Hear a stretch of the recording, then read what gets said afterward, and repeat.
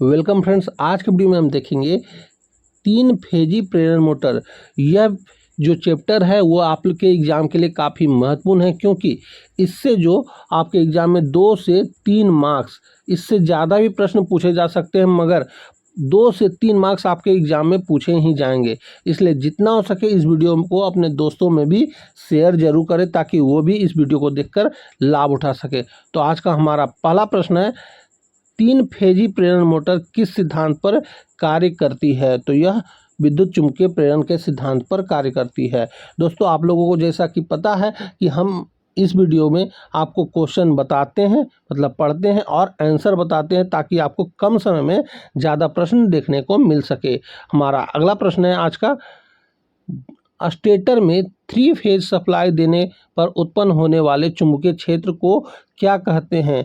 तो यह कहा जाता है घूर्णी चुंबकीय क्षेत्र। दोस्तों, हम स्क्रॉल कर करके आपको आंसर दिखाते चलेंगे, क्योंकि आपको कम समय में ज़्यादा प्रश्न हमें दिखाना है, ताकि आप एग्जाम में अच्छे स्कोर करके आ सकें। हमारा अगला प्रश्न है, घूर्णी चुंबकीय क्षेत्र की गति को क्या कहा जाता है? तो यह कहा जाता है तुल्यकालिक गति। हमारा अगला प्रश्न है, तुल्यकालिक गति और रोटर की वास्तविक गति के बीच के अंतर को क्या कहते हैं? तो इसे कहा जाता है स्लिप। हमारा अगला प्रश्न है, एक पोल 50 हर्ट्ज की प्रेरण मोटर 1440 आरपीएम पर चल रही है, तो इसकी स्लिप प्रतिशत क्या होगी? तो यह होगी 4% के बराबर। हमारा अगला प्रश्न है, जब प्रेरण मोटर रुकी हुई अवस्था में होती है तो उसकी स्लिप कितनी होती है? तो यह होती है 1 के बराबर। हमारा अगला प्रश्न है, यदि एक प्रेरण मोटर की रोटर गति उसकी तुल्यकालिक गति के बराबर हो जाए तो टॉर्क कितना होगा? तो यह 0 हो जाएगा। हमारा अगला प्रश्न है,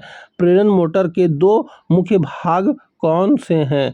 तो यह है स्टेटर और रोटर। हमारा अगला प्रश्न है, उद्योग में सबसे अधिक उपयोग होने वाला रोटर कौन सा है? तो यह है सिक्वरल केज रोटर। हमारा अगला प्रश्न है, सिक्वरल केज रोटर के स्लॉट को तिरछा क्यों बनाया जाता है? क्योंकि मोटर को शांत चलाने और मैग्नेटिक लॉकिंग को रोकने के लिए। हमारा अगला प्रश्न है, किस प्रकार की मोटर में बाहरी प्रतिरोध को रोटर सर्किट से जोड़ा जाता है? तो यह है स्लिप रिंग मोटर को। हमारा अगला प्रश्न है, स्लिप रिंग मोटर के स्लिप रिंग का क्या कार्य है? तो इसका कार्य है रोटर सर्किट को बाहरी प्रतिरोध से जोड़ना। हमारा अगला प्रश्न है, प्रेरण मोटर को चालू करने के लिए स्टार्टर का उपयोग क्यों किया जाता है? क्योंकि उच्च स्टार्टिंग करंट को सीमित करने के लिए ऐसा किया जाता है। दोस्तों, कम समय में ज़्यादा प्रश्न देने के लिए मैं आप लोगों को केवल क्वेश्चन पढ़ रहा हूं और आंसर बता रहा हूं, ताकि आपको ज़्यादा से ज़्यादा प्रश्न दिखा सकूं।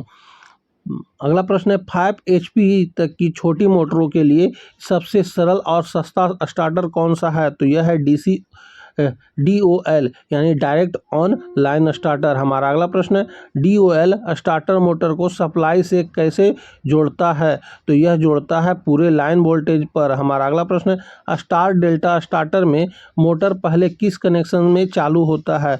तो वह कनेक्शन है स्टार में। हमारा अगला प्रश्न है, स्टार डेल्टा स्टार्टर का उपयोग करने पर स्टार्टिंग करंट DOL की तुलना में कितना कम हो जाता है? तो 1/3 गुना कम हो जाता है। हमारा अगला प्रश्न है, स्टार्टर कनेक्शन में वाइंडिंग को मिलने वाला फेज वोल्टेज लाइन वोल्टेज का कितना होता है? तो यह होता है 1/√3 गुना। हमारा अगला प्रश्न है, बहुत बड़ी इंडक्शन मोटर के लिए कौन सा स्टार्टर सबसे उपयुक्त है जो स्मूथ स्टार्टिंग देता है? तो यह है ऑटो ट्रांसफार्मर स्टार्टर। हमारा अगला प्रश्न है, उच्च स्टार्टिंग टॉर्क की आवश्यकता वाली स्लिप रिंग मोटर के लिए कौन सा स्टार्टर उपयोग किया जाता है? तो वह है रोटर रेजिस्टेंस स्टार्टर। हमारा अगला प्रश्न है, एक प्रेरण मोटर द्वारा विकसित टॉर्क सप्लाई वोल्टेज के डैश के समानुपाती होता है?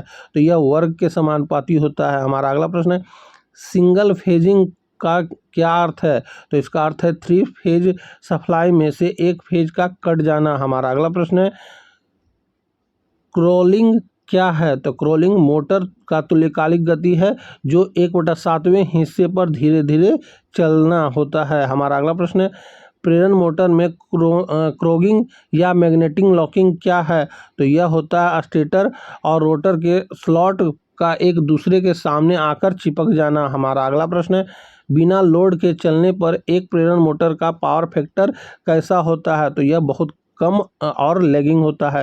दोस्तों आपको कम समय में ज़्यादा प्रश्न देना है, इसलिए हम केवल क्वेश्चन और आंसर पढ़ रहे हैं ताकि आपको ज़्यादा से ज़्यादा प्रश्न देखने को मिल सके। और इस वीडियो से आपको लगभग 2 से 3 मार्क्स आपको पूछे जाएंगे, इसलिए जितना हो सके इस वीडियो को बार बार देखें और अपने दोस्तों में भी इस वीडियो को शेयर जरूर कर दें। हमारा अगला प्रश्न है VFD वेरिएबल फ्रीक्वेंसी ड्राइव, आप फुल फॉर्म भी देखते चलेंगे क्योंकि इससे क्वेश्चन बन भी रहे हैं और बनते भी हैं, का उपयोग करके मोटर की गति को नियंत्रित करने का मुख्य लाभ क्या है? तो यह उच्च दक्षता के साथ स्मूथ गति नियंत्रण प्रदान करता है। हमारा अगला प्रश्न है एक 3 फेज मोटर प्रेरण मोटर की घूर्णन दिशा को कैसे बदला जा सकता है? तो सप्लाई में किन्हीं भी 2 फेजों को आपस में बदलकर। हमारा अगला प्रश्न है स्लिप रिंग मोटर की गति को कैसे नियंत्रित किया जा सकता है? तो फ्रीक्वेंसी बदलकर, पोल्स की संख्या बदलकर और रोटर सर्किट में प्रतिरोध डालकर बदला जा सकता है। हमारा अगला प्रश्न है मोटर के आयरन लॉस और फ्रीक्वेंसी विंडेज लॉस को ज्ञात करने के लिए कौन सा परीक्षण किया जाता है? तो नो लोड टेस्ट का परीक्षण किया जाता है।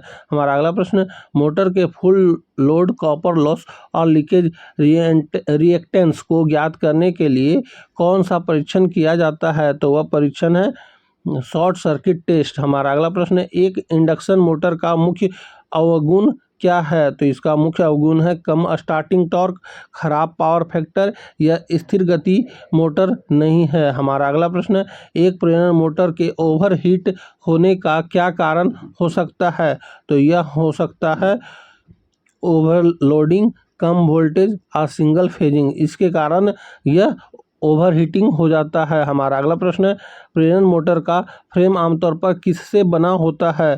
तो यह बना होता है कास्ट आयरन और फैब्रिकेट स्टील का। हमारा अगला प्रश्न है सिंक्रोनस केज रोटर के एक एंड रिंग्स का क्या कार्य है? तो इसका कार्य होता है रोटर ब्रश को शॉर्ट सर्किट करना। हमारा अगला प्रश्न है स्टेटर कोर को लेमिनेट क्यों बनाया जाता है? क्योंकि एडी करंट लॉस कम करने के लिए ऐसा किया जाता है। हमारा अगला प्रश्न है प्रेरण मोटर में एयर गैप को यथासंभव कम क्यों रखा जाता है? क्योंकि पावर फैक्टर सुधारने और मैग्नेटाइजिंग करंट को कम करने के लिए ऐसा किया जाता है। हमारा अगला प्रश्न है एक प्रेरण मोटर की नेम प्लेट पर IP55 लिखा है, इसका क्या मतलब है? तो इसका मतलब है मोटर की इनग्रेस प्रोटेक्शन, मतलब धूल और पानी से बचाव रेटिंग। हमारा अगला प्रश्न है प्रेरण मोटर को जल्दी से रोकने के लिए सप्लाई के 2 फेज को बदलने की विधि को क्या कहते हैं? तो इसे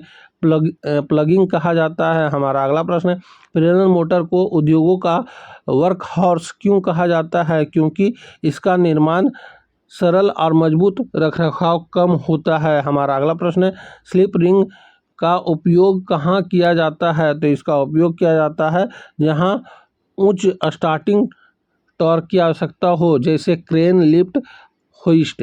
तो दोस्तों यहीं पे हमारा जो 3 फेज मोटर से रिलेटेड प्रश्न थे आपको पूरा कर दिया गया है। इसमें 40 प्रश्न थे और ये 40 प्रश्न आपको एग्ज़ाम में हूबहू पूछे जाएंगे, जिसमें 2 से 3 मार्क्स आपके एग्ज़ाम में पूछने जाने की संभावना है। इसलिए जितना हो सके अपने दोस्तों में भी इस वीडियो को शेयर जरूर करें और यदि आप हमारे चैनल को सब्सक्राइब नहीं किए हैं तो सब्सक्राइब भी कर लें, क्योंकि आने वाले अगले वीडियो में आपको काफ़ी मदद मिलेंगे और उनसे भी प्रश्न बनेंगे जो कि आपको देखने को मिलेंगे। इसलिए उन चैप्टर को देखने के लिए भी आप हमारे चैनल को सब्सक्राइब जरूर से जरूर कर लें। अब हम आपसे मिलेंगे अगले वीडियो में, तब तक के लिए जय हिंद, वंदे मातरम।